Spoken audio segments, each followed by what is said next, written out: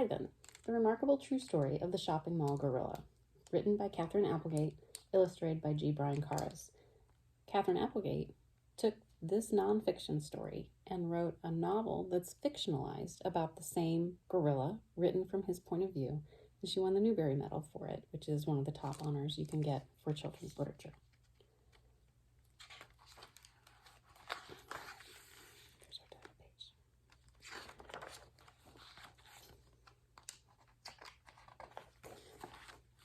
All right. In leafy calm, in gentle arms, a gorilla's life begins. The baby was born in a tropical forest in Central Africa. He was part of a large family of western lowland gorillas. The troop included babies, juveniles, females, and a male leader, the silverback. The more the baby gorilla grew, the more he played. The more he played, the more he learned. He rode on his mother's back. He listened to the hoots and grunts and chest beats of his father. He watched the older gorillas, clever and quick, as they wrestled and chased and swung from vines.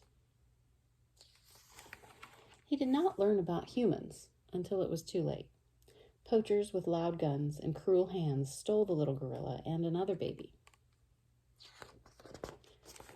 After thousands of miles and endless days in black, damp crate, at last came light and fresh air. The jungle, green with life, was gone. The gorillas had traveled halfway around the world to Tacoma, Washington. A man who owned a shopping mall had ordered and paid for them like a couple of pizzas, like a pair of shoes. People cooed and laughed and held the babies. They dressed them in human clothes and fed them human food. The shopping mall owner ran a Name the Babies contest. The winning names were Burma and Ivan. One dark day soon after the babies arrived in their strange new world, Burma died. Without her, Ivan was all alone, with too much left to learn.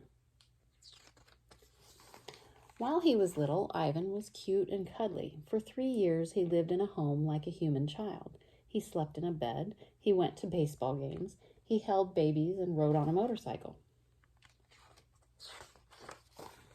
He had to learn many things gorillas in the wild don't ever need to know. The one thing Ivan didn't need to learn was how to eat. The more he ate, the more he grew. The more he grew, the less he could live a human life in a human house. The cage in the mall became Ivan's new home. There wasn't much to do. Sometimes Ivan watched TV. Sometimes he played with an old tire. Sometimes he finger painted, signing the papers with his thumbprint. Mostly, he just watched the humans watching him. Ivan was about 13 when his coat began to shimmer with silvery white hairs. He'd grown into a silverback gorilla. In the jungle, he would have already been ready to protect his family, but he had no family to protect. Year after year passed. People began to grow angry about Ivan's lonely life. Children and adults wrote letters and signed petitions and held protests. Ivan lived in his cage without the company of other gorillas for 27 years before he was sent on another journey. This time, the hands were gentle. Zoo Atlanta wasn't a jungle. It was a place with walls. Still, the breeze carried jungle sounds and scents. Scientists who understood the needs of gorillas helped Ivan adjust slowly, carefully, gently to his new life. Finally, it was time. Was Ivan ready? Cameras clicked, reporters watched. When Ivan stepped into the cool green grass, the sunlight gleaming off his silver hair, people cheered and laughed and wept with joy. Ivan, the shopping mall gorilla, was in a place with trees and grass and other gorillas at last.